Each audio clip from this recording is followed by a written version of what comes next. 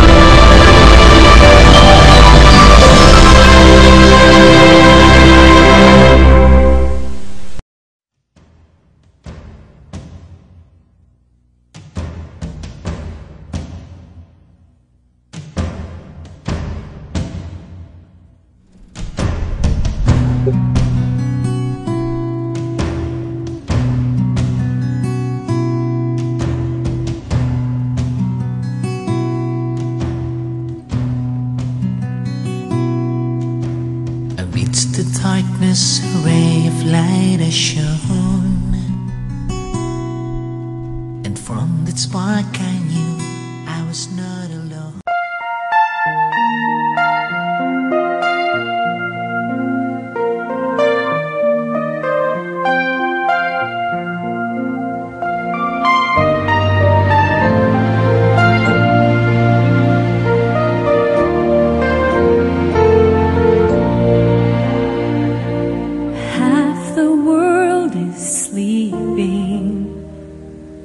Half the world's awake, half can hear their hearts beat, half just hear them break.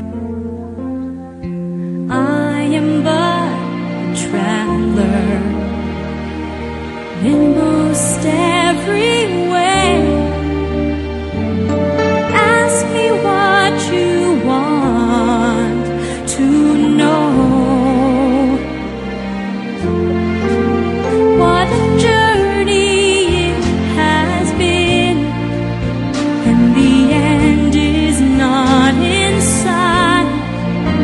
But the stars are out tonight, and they're bound to guide my way when they're shining on. Good afternoon, brothers and sisters. We're here in one of the most prestigious and respected institutions, the seminary. The Our Lady of Peace College Seminary. Sinasabi nilang dito sa Diocese ng Tarlac ay meron tayong 80 pari. At sinasabi nilang karamihan dito ay nag-aral sa Our Lady of Peace College Seminary. Ano nga ba itong Our Lady of Peace College Seminary? Kaya mga kapatid, ano pang hinihintay natin? Tara, tuklasin na natin kung ano ang buwabalot na sikreto dito At ang kagandahan ng seminaryo. Bearing all the pain with me and leading me to the light. And even when the darkness comes, there's nothing that could do me harm. For I am sure I found a life but full of light. I can see again, oh what a joy. With the eyes of a child I can see everything as new. I can see again, oh I can see again. Ang buhay pagpapari, hindi lang puro pagdarasal at pag-aaral. Kasama din dyan ang paglalaro, kung saan dito nagkakaroon ng bonding ang mga seminarista. At naniniwala ang mga seminarista na ang pag-aaral at pagdarasal ay dapat haluan ng paglalaro para manatili yung sinasabi nilang balance. Nandito rin ang sinasabi nilang pakikisama sa mga kapwa seminarista at nakikita ito sa isang laro. Kaya tara, samahan niyo kaming maglaro. To lose the light and wants to keep the lighter through the night. For I'll be blind again if I refuse to see. I have a neighbor in the dark who couldn't find the light. Now I know you are the light, the one who truly ends the night. And only when I let it go, mother sit and glow. Sa ating napapansin, kung sinabi natin seminaryo, ay ang unang pumapasok sa atin ay puro pagdarasal at pagbabasa ng Biblia. Ngunit ngayon mga kapatid, hindi yung matutunghayan ng pag-aaral ng seminaryo ay hindi yung pagbabasa at pagdarasal. Kundi, dito rin nililihat ang katalikuhan ng isang seminarista. At narito tayo sa lugar ng kanilang pinag-aaral. Narito ang mga libro na kanilang ginagamit sa kanilang mga research at iba pang trabaho ng pag-eskwela. I can see again, oh what a joy.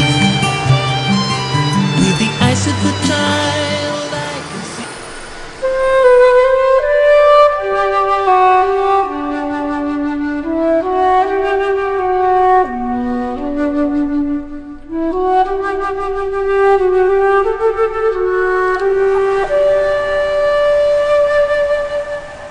Narito naman tayo ngayon sa chapel ng Our Lady of Peace College Seminary.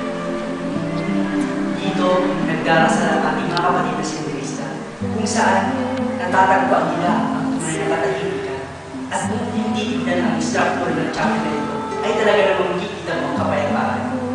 Talaga namang nakakabingi ang katahimikan dito sa loob ng chapel ng Our Lady of Peace College Seminary. Dito ay dinumuhog ang formation ng mga seminarista sa kanilang spiritual aspects. At isa pa mga kapatid, dito nila napapost kung tinatawag nila bukasyon. Tignan niyo mga kapatid, talagang nakakainganyo magdasal kung ganito katahimik at kapayapa ang iyong Silong sa'yo, yayakapin ang landasin.